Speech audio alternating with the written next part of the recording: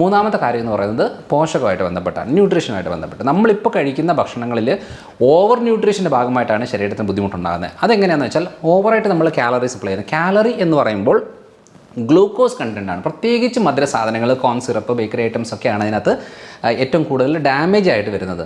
അപ്പോൾ അങ്ങനെ വരുമ്പോൾ ഇപ്പോൾ ഒരു മനുഷ്യൻ്റെ ഫിസിക്കൽ ആക്ടിവിറ്റി വെച്ചിട്ട് വേണം അവൻ്റെ ഭക്ഷണം. അതായത് അവനൊരു 2 തവി ചോറ് കഴിച്ചാൽ ഓക്കെയാണ്, അതിൻ്റെ കൂടെ ഇറച്ചി മീനോ അല്ലെങ്കിൽ പച്ചക്കറികളോ അങ്ങനെയൊക്കെ ആണെങ്കിൽ ഓക്കെയാണ്. പക്ഷേ അവൻ അധികം ശരീര അധ്വാനമില്ല, അധികം ഫിസിക്കൽ ആക്ടിവിറ്റി ഇല്ല, പക്ഷേ 4-5 തവി ചോറ് എടുത്ത് കഴിക്കുന്ന രീതിയിലേക്ക്, അതായത് 2-3 പ്ലേറ്റും കഴിക്കുന്ന രീതിയിലേക്കൊക്കെ മാറിക്കഴിയുമ്പോൾ അത് ഫാറ്റ് ലിവർ ഉണ്ടാക്കുകയും അതിൻ്റെ ഭാഗമായിട്ട് നമുക്ക് ഏജിങ് പ്രോസസ്സ് വളരെ സ്പീഡപ്പ് ആകുകയും ചെയ്യും. കാരണം ഇത്രയും ഊർജ്ജം ശരീരത്തിൽ നിൽക്കുകയാണ്.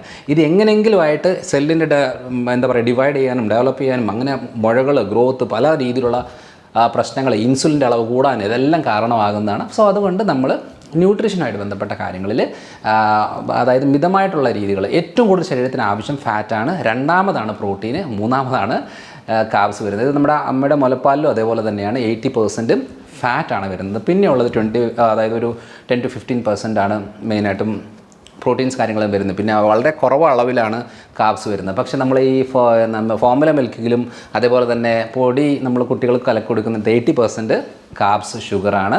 അതാണ് കൺവേർട്ട് ചെയ്തിട്ട് ഫാറ്റായിട്ട് കുഞ്ഞുങ്ങൾ ഇങ്ങനെ തുടുത്തിരിക്കുന്നത്. അത് ഒട്ടും ഹെൽത്തി ആയിട്ടുള്ള സംഭവമല്ല. അതുകൊണ്ട് നമ്മൾ ഫാറ്റ് കണ്ടൻറ്റ് കൂടുതലായിട്ട് എടുക്കുകയാണെങ്കിൽ സെല്ലിന് ഏറ്റവും ആവശ്യമുള്ളത് പോഷകങ്ങൾ എന്ന് പറയുന്നത് ഫാറ്റാണ്. അത് ഹെൽത്തി ഫാറ്റ് എന്ന് പറയുന്നത് നമ്മുടെ മുട്ട, അതേപോലെ തന്നെ പാല്, വെണ്ണ, നെയ്യ്, തൈര്, മോര് സാധനങ്ങൾ, പിന്നെ നമ്മുടെ വെളിച്ചെണ്ണ നല്ലൊരു ഫാറ്റാണ്, അവക്കാഡോ നല്ല ഫാറ്റാണ്. അങ്ങനെ നല്ല ഹെൽത്തി ഫാറ്റുകളാണ് ഏറ്റവും കൂടുതലായിട്ട് ഉൾപ്പെടുത്തേണ്ടത്.